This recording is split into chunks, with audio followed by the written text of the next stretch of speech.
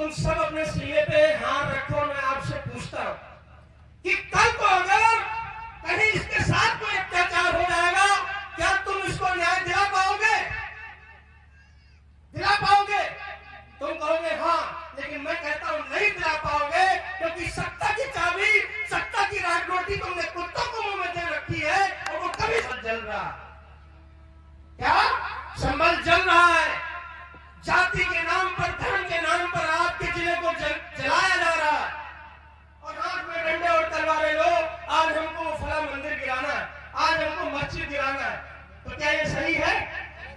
नहीं सही है। आरएसएस के लोग नौजवान साथियों को, बहुजन समाज में जन्मे छोटे छोटे लड़कों के हाथों में डंडे और तलवारें पकड़ाकर जय श्री राम के नारे लगवाते हुए किसी मस्जिद के सामने खड़े कर देते हैं और कहते हैं जाकर इस पर जो है वो हरा झंडा हटाकर भगवा झंडा लगा दो।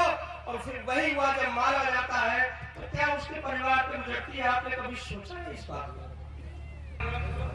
बहुजन समाज में जन्मे सभी संतों, गुरु, महापुरुषों को नमन करता हूं।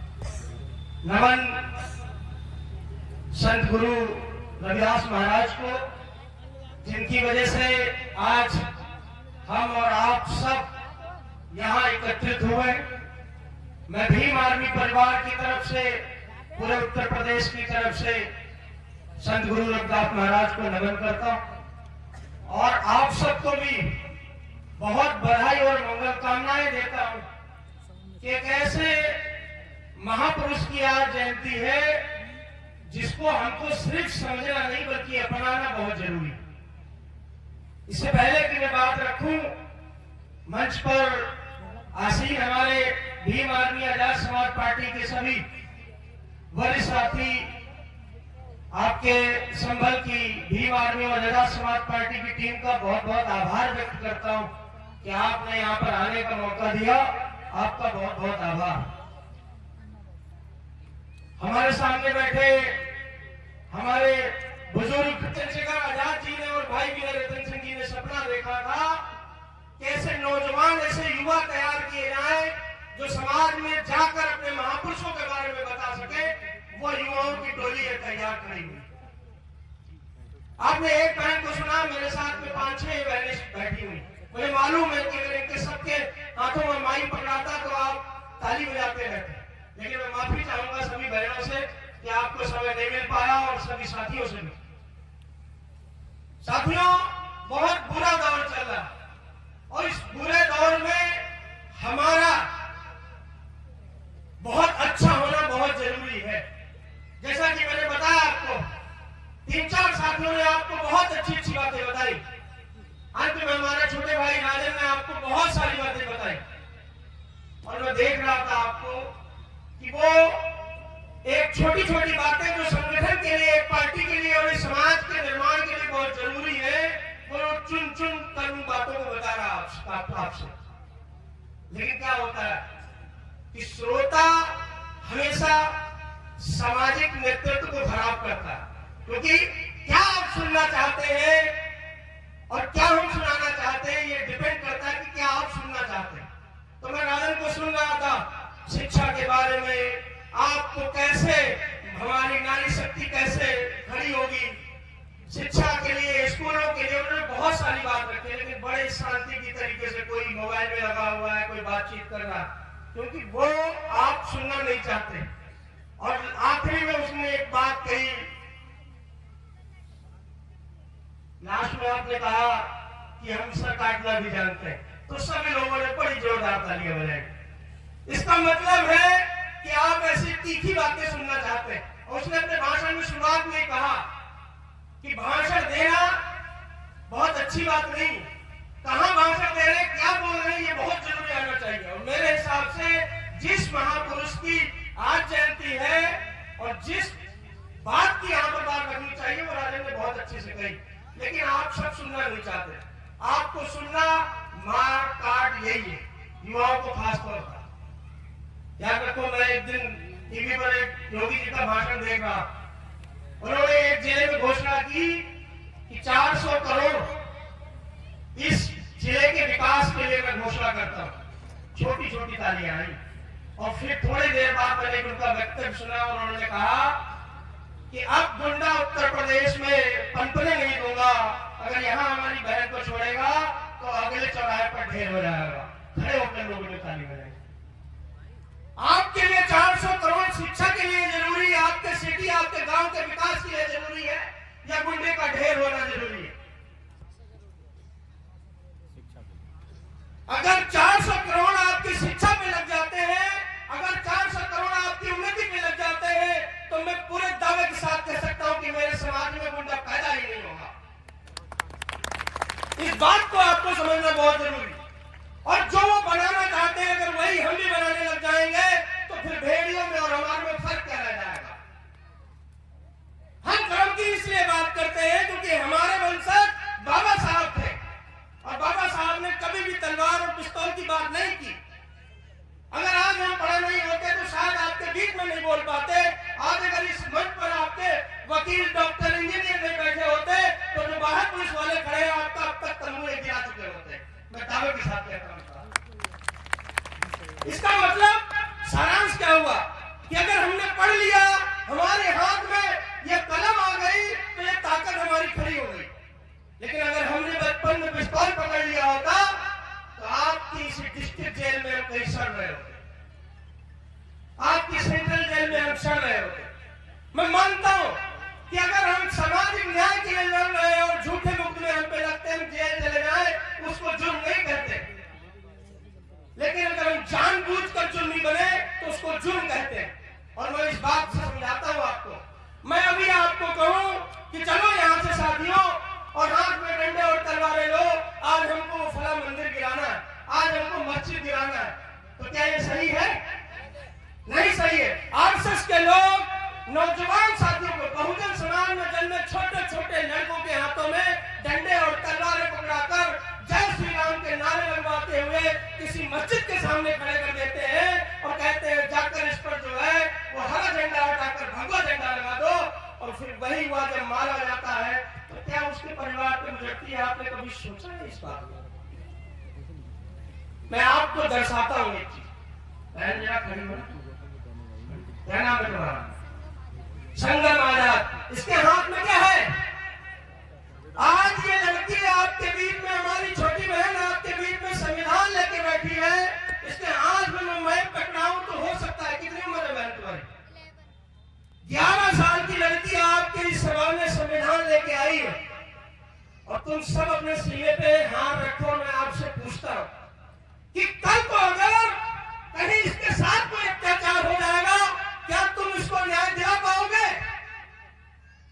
दिला पाओगे? तुम कहोगे हाँ, लेकिन मैं कहता हूं नहीं दिला पाओगे, क्योंकि सत्ता की चाबी, सत्ता की राजरोटी तुमने कुत्तों को मुंह में दे रखी है, और वो कभी इसके सामने नहीं होने देंगे। अगर गलत लगता है तो आपके ही पड़ोस में जलाए हाथरस। आज इराक में जब हमारी एक बहन को जला दिया जाता है, हम लड़े, हमारी भीम आर्मी लड़ी, आजाद समाज पार्टी लड़े, हमारे नेता लड़े, भाई चंद्रशेखर आजाद जी लड़े, और 200-250 लोगों पर मुकदमे हुए, लेकिन आज भी क्या उस बहन को न्याय मिला? नहीं मिला। तो मैं कहता हूं कि अगर ये आपके बीच में आई है, ये और बहनें आई है, ये छोटे छोटे नौजवान आए हैं, आपके आंख में आंसू आना जरूरी है कि अगर ये तैयार हो रहे हैं, कहीं इन पर कल कुछ हो गया तो आप इनके लिए क्या कर पाओगे? 2 वक्त की अच्छी रोटी खाना, अच्छे कपड़े पहनना, अच्छी गाड़ी में घूमना, अगर अच्छी जिंदगी है तो तुमको मुबारक। मुझे नहीं लगता कि अच्छी जिंदगी है। मुझे लगता है कि मेरे ही समाज में आज जो मैं यहाँ भाषण दे रहा हूँ, वही भूखे पेट मर रहा होगा। अगर उसको अच्छी रोटी मिल जाएगी तो अच्छे समाज का निर्माण होगा। आज मैं संभल में खड़ा हूं, और मैं आपको बताऊं, मैं लखनऊ के पास का रहने वाला हूं, और मेरे लखनऊ के आसपास के लोगों को दिमाग में इस समय जब संभल की छवि आती है तो ऐसा लगता है वहां बैठकर सोचते हैं कि संभल जल रहा है। क्या संभल जल रहा है? जाति के नाम पर, धर्म के नाम पर आपके जिले को जलाया जा रहा है। और मैं आपको कहता हूं कि आज जिस महापुरुष की जयंती है, उनकी मैं आपको एक दोहा सुनाता हूं, और सुनो कि संभल वासियों के लिए गुरु रविदास जी क्यों जरूरी है। आज से 650 साल पहले, 700 साल पहले वो जो कह गए, अगर उसको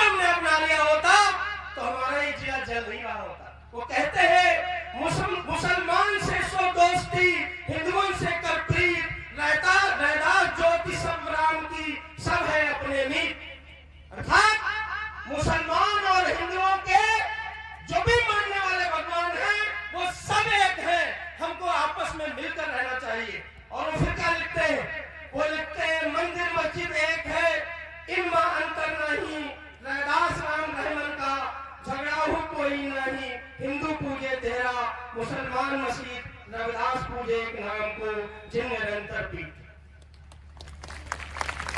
एक महापुरुष 650 साल पहले हिंदू मुसलमान एक होने की बात करता, और इस देश में हम मूल निवासी सबसे ज्यादा संख्या में थे, लेकिन हमने अपने महापुरुष की बात नहीं सुनी। हमने किसकी बात सुनी?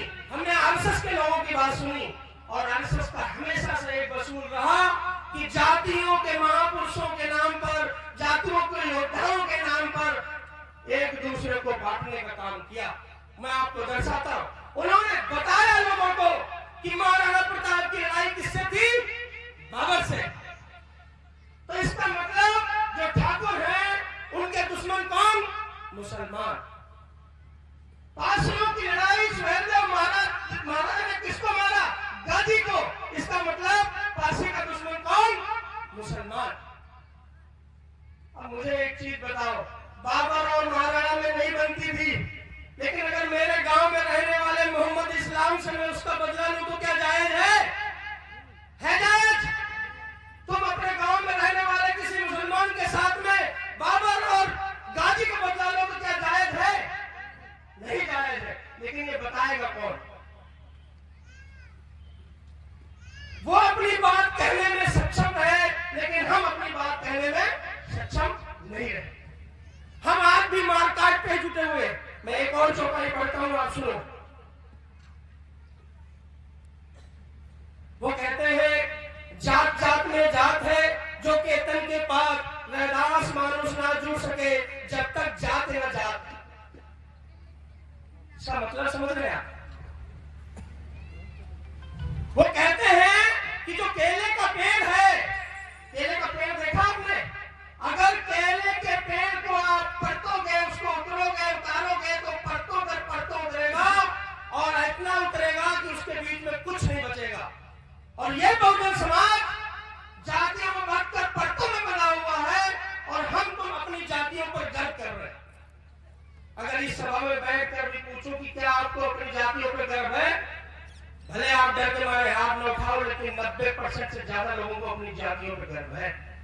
हम बात तो करते हैं कि ब्राह्मण और ठाकुर अपनी बेटियों की शादी हमारे गांव में करें, लेकिन क्या हमने अपनी रोटी और बेटी का रिश्ता बनाकर रखा बहुजन समाज की जातियों के बीच में? नहीं। हमारी अपेक्षाएं दूसरों से हैं, और हम सिर्फ आगे आना नहीं चाहते।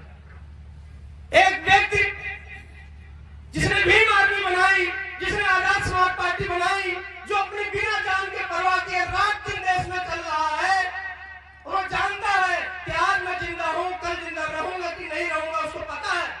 लेकिन आज भी समाज के लोग घरों में बैठे हुए हैं, कोई गाली देने का काम कर रहा है, कोई बुराई करने का काम कर रहा है। तो मैं उन तक मैसेज यहां से पहुंचाना चाहता हूं कि बाबा साहब जब तक जिंदा थे तब तक समाज के लोगों ने भी विरोध किया। मानव काशीराम साहब जिंदा थे तब भी लोगों ने विरोध किया। आज चंद्रशेखर भाई जिंदा है, आप विरोध कर लो, लेकिन इस बात की गारंटी है कि जब वो नहीं रहेंगे तो अपने घर में तुम उनकी मूर्तियां लगाओगे। इस बात को बिल्कुल मान के रखना। लेकिन तब तुम पछताओगे, कल को तुम्हारा बच्चा जब बड़ा होगा, तुम्हारी बेटी जब बड़ी होगी, और वो कहेगी जब जाति के नाम पर, धर्म के नाम पर देश को बांटा जा रहा था और लोग लड़ाई लड़ रहे थे भीम आर्मी नाम के चोले को पहन के, तो तुम क्यों नहीं लड़े? तो तुम्हारा सर शर्म से झुक जाएगा और तुम अपने बेटे को जवाब नहीं दे पाओगे। तो मेरा आपसे कहना है, आज अच्छा दिन है कि खाओ सौगन गुरु की, और दाम लो दामन भीम आर्मी आजाद समाज पार्टी का अभी वक्त है, और दर्ज करो इतिहास में अपना नाम। याद रखना, अभी तुम्हारी फोटो, तुम्हारी तस्वीरें कहीं नहीं लगती, लेकिन मैं गारंटी से कह सकता हूं कि 50 साल 100 साल बाद जब कभी भीम आर्मी का इतिहास लिखा जाएगा, भाई चंद्रशेखर आजाद जी की कहानी लिखी जाएगी। अगर तुम्हारा थोड़ा सा भी योगदान रहा तो इस किताब में 2 अक्षर तुम्हारे भी नाम के लिखे जाएंगे,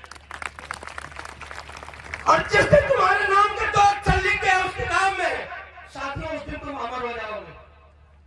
मरने के बाद कोई अमर नहीं होता, लेकिन अगर आपके नाम के अक्षर को लिख गए उस कहानी में कि जब भीम आर्मी इन दमनकारियों के खिलाफ खड़ी थी तो संभल में उसका कौन नेतृत्व कर रहा था, तो नाम आएगा यहाँ के जिला अध्यक्षों का, यहाँ के मंडल अध्यक्षों का।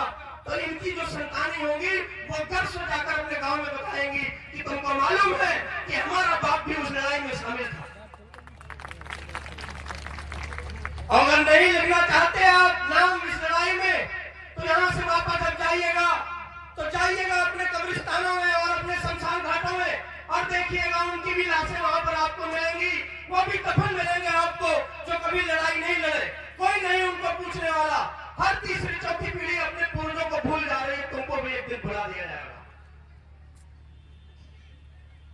मेरी माताएं और बहनें बैठी हैं, मैं आपसे भी एक बात कहना चाहता हूं कि आप वो स्तंभ हो कि अगर आपको सुधार नहीं आया, हम चाहे लाख लड़ाई लड़ ले, समाज हमारा उन्नति नहीं पाएगा। क्योंकि आप हमारी वो स्तंभ हो कि 9 महीने जब पेट में हमको आप रखते हो तो बहुत कुछ हम उस 9 महीने में सीख जाते हैं।